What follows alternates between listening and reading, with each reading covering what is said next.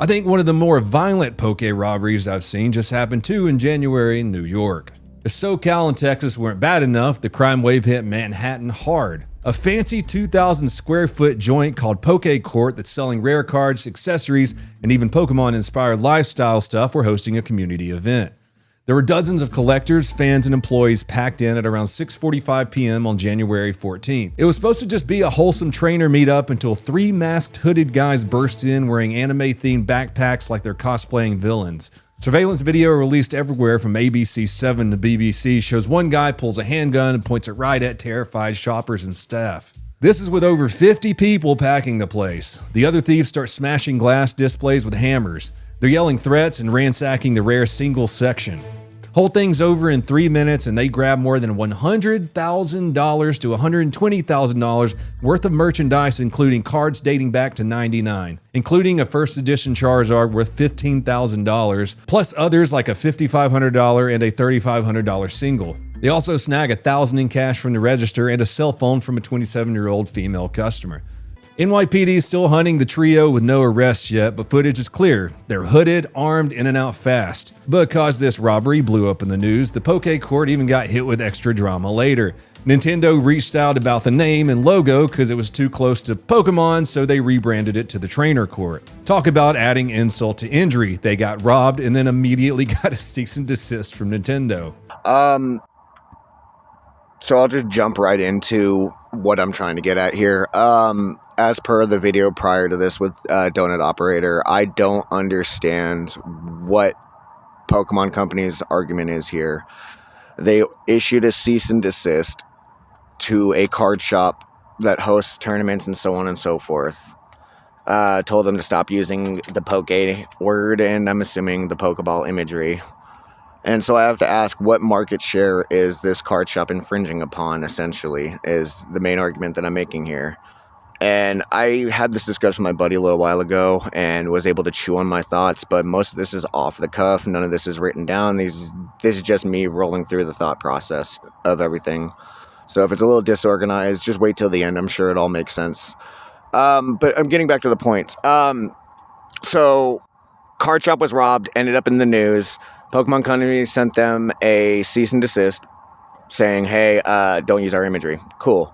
What market share is that card shop infringing upon? It's not. This card shop's not printing cards, as far as I know. They're not actively producing material related to the Pokemon Company besides the sign and the name, and maybe promotional material for the shop itself. If anything, this card shop existing adds value to the Pokemon Company. And I don't understand why they have to be so aggressive with their copyrights. I get it. If you don't maintain your copyright, your name, your image, and so on and so forth may become public domain. And you have to find some way to have a middle ground for that. And I do believe that Pokemon has gone well over the line for that middle grounds. So anyways, the point that I'm getting to is, like I was asking my buddy, like, who is this store hurting? How is the store hurting the Pokemon Company by using this imagery? What these stores do is they create a culture and a community around a product. It's not just a thing that we consume, but it's also a lifestyle and a hobby, a social interaction, and so on and so forth. It's more than just the possession of these cards. And that's kind of the other pillar of the argument that I'm making, is that these objects are more than just a commodity. And when Nintendo attempts to aggressively pursue copyright like this, it turns the lifestyle into just a commodities market, essentially. And what I mean by that is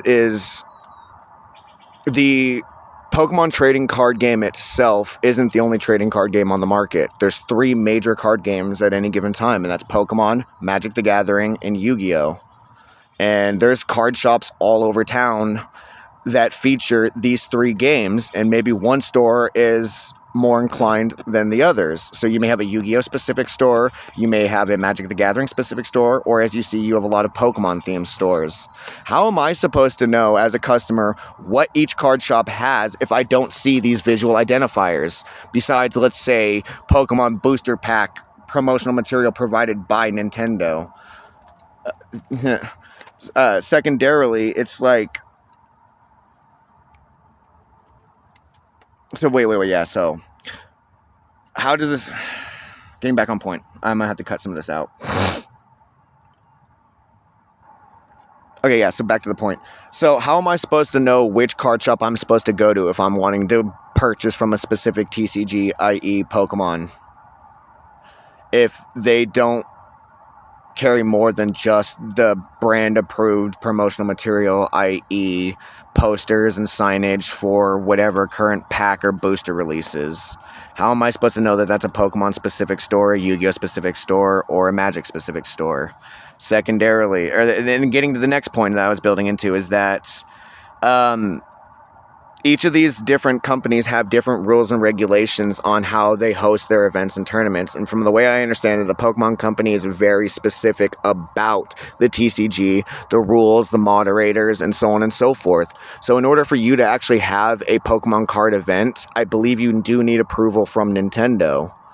So this is all well within the business relationship around an IP. So how can they be infringing upon the rights when the Pokemon Company requires this company to hold these events in order to market their material?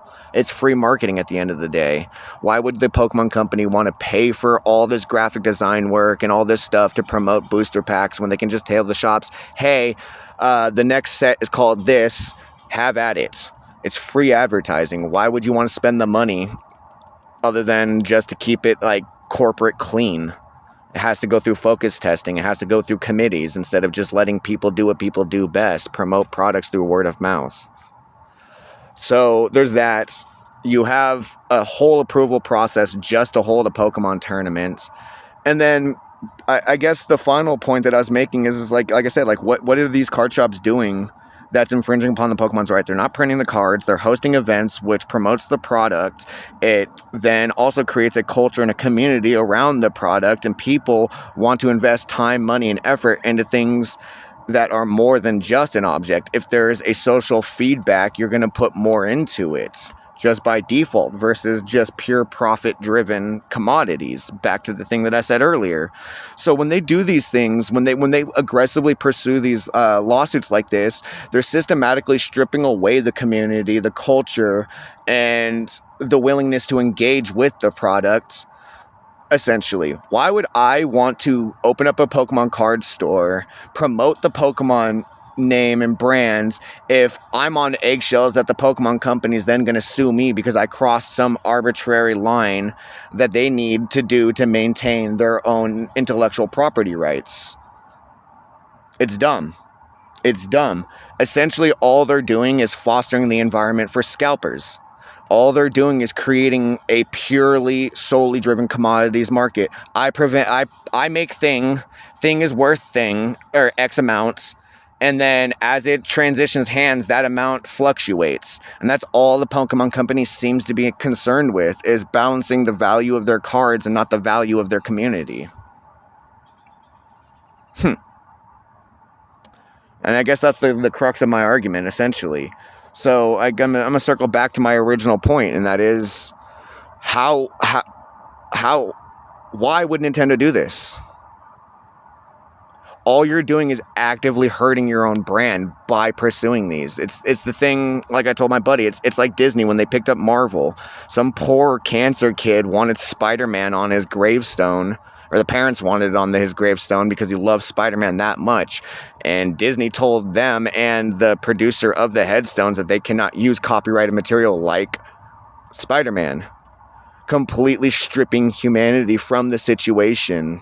You're not forcing Spider-Man into public domain because some poor dead kid wants that picture on his, or the parents want the picture of Spider-Man on that poor dead kid's grave. You're not stealing from the company by doing that.